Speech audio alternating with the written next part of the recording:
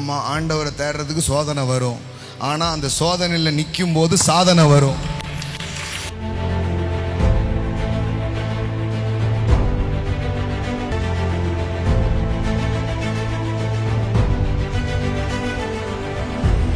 இப்ப நெருப்பு சோதனை என்ன பண்ணுது, முடியுது. இப்ப என்ன நடக்குது பாருங்க. தேசாதிபதிகளும் அதிகாரிகளும் தலைவரும் ராஜாவின் மந்திரிகளும் கூடி வந்து அந்த புருஷருடைய சரீரங்களின் மேல் அக்கினி பலன் செய்யாமலும் அவர்களுடைய தலைமயிர் கருகாமலும் அவருடைய சால்வை சேதப்படாமலும் அக்கினியின் மனம் அவர்களிடத்தில் வீசாமலும் இருந்ததை கண்டார்கள்.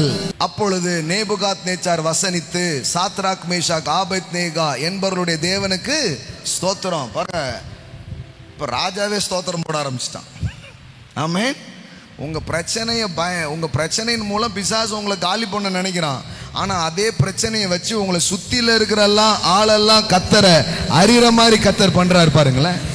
அவர்கள் தங்கள் தேவனை தவிர வேறொரு தேவனை சேவித்து பணியாமல் அவரையே நம்பி ராஜாவின் கட்டளையை தள்ளி தங்கள் சரீரங்களை ஒப்பு கொடுத்ததினால் அவர் தமது தூதனை அனுப்பி தம்முடைய தாசரை விடுவித்தார். ஆதலால் சாத்ராக் மேஷாக் ஆபேத்நேகோ என்பவருடைய தேவனுக்கு இவர் தான் தேவன்ட்டான். இவ்விதமாய் ரட்சிக்கத்தக்க தேவன் இப்படி எந்த கடவுளாவது காப்பாற்ற முடியுமா? இவன் கடவுளை தான் இப்படி இவனை காப்பாற்ற முடியும்னு ராஜா பிரசங்கம் பண்ண ஆரம்பிக்கிறான். பின்பு ராஜா சாத்ராக் மேஷாக் ஆபேத்நேகோ என்பவர்களை பாபிலோன் தேசத்தில் உயர்த்தினான்.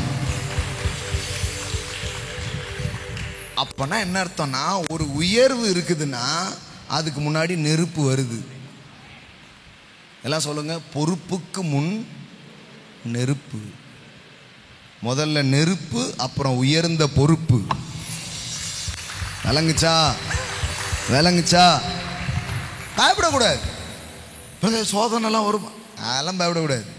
உங்க கூட அவர் இருக்கிறாரு. அவர் வாக்குத்தத்தம் கூட இருக்குது. ஒரு முடி கூட கருகாது. ஆமென். எல்லாம் சொல்லுங்க, உயர்த்தினான். நீங்க கவனிங்க, யாருக்கும் கிடைக்காத உயர்வு யாருக்கு கிடைச்சிச்சு? இப்ப இவன் என்ன முதல்ல என்ன சொன்னான், எங்களுக்கு ஏன் இந்த சோதனை? ஆண்டவரை தேடுறதுக்கு சோதனையா? ஆமா, ஆண்டவரை தேடுறதுக்கு சோதனை வரும்.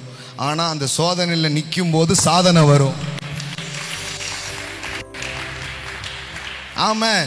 இந்த சோதனையெல்லாம் விட நான் ஆராதிக்கிற தேவன் பெரியவர், நான் தொழுது கொள்ளுகிற கர்த்தர் பெரியவர், நான் தேடுகிற என் தேவன் பெரியவர். அவர் எனக்கு பண்ண வாக்குத்தத்தம் பெரியது, உடன்படிக்கை பெரியது.